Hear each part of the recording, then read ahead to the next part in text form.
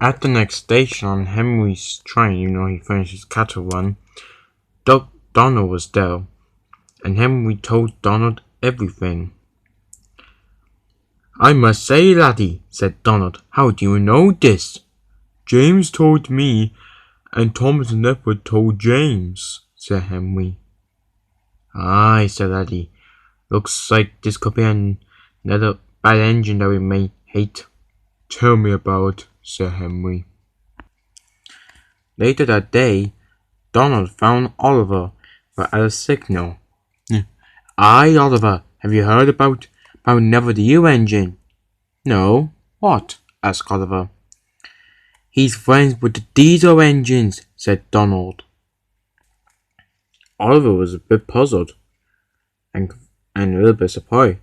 "Huh? Who told you this?" asked Oliver. "Henry told me this. James told Henry, and Thomas and Edward told James about this." Oliver was surprised by this.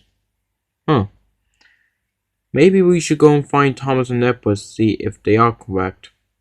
"Aye," said Donald, "we should."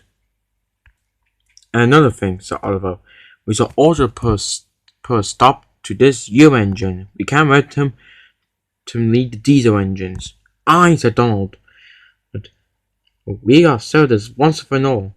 "Right," said Oliver, "let's do this." "Come on, Donald, let's put a stop to this U engine at once." "Right."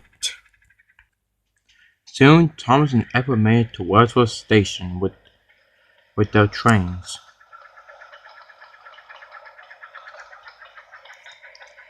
They felt a little bit better now after the thing with Never the U engine. For Wordsworth, they were glad, but they felt happy much more. Just then the Fat Controller arrived. "Thomas, Edward," he said, "you two must warn all engines to tell them that that James with the breakdown crane and working on the viaduct." "Yes, sir," they said, and he soon left. Just then the two engines heard a whistle. They knew they had to warn the engine whoever's coming.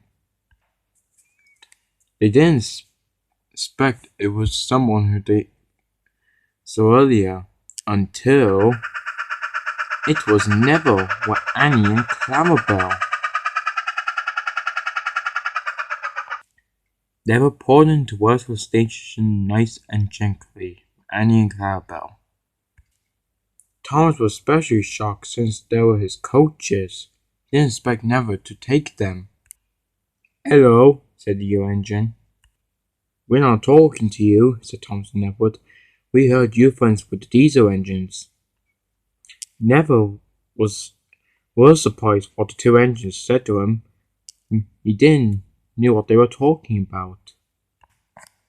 Just then, Oliver and Douglas soon puffed in to view.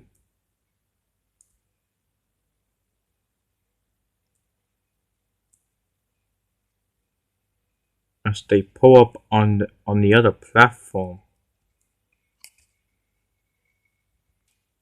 "Hello," he said. Oliver and Douglas just wished steam at him. "We're not talking to you. You're friends with the diesel engines," he said. "Aye," said Douglas. "So if you mess with one of us, you mess with us all." Never felt bad. None of the engines don't like him. Oh, he just looked around him. None of them liked him.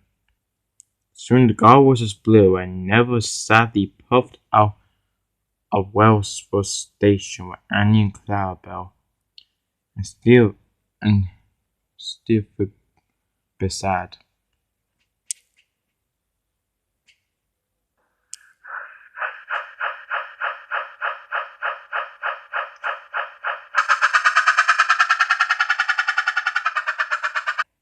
"Wait a minute," said Thomas and Edward. "How do you know about this?"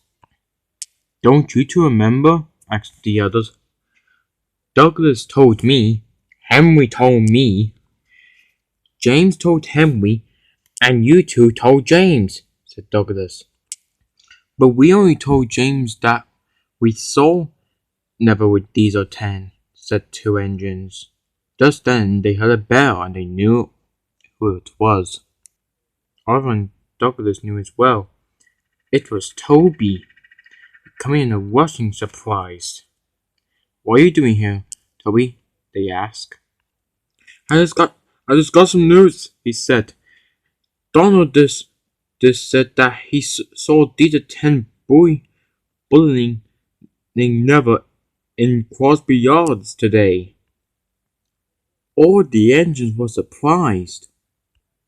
Even Oliver and Douglas were shocked.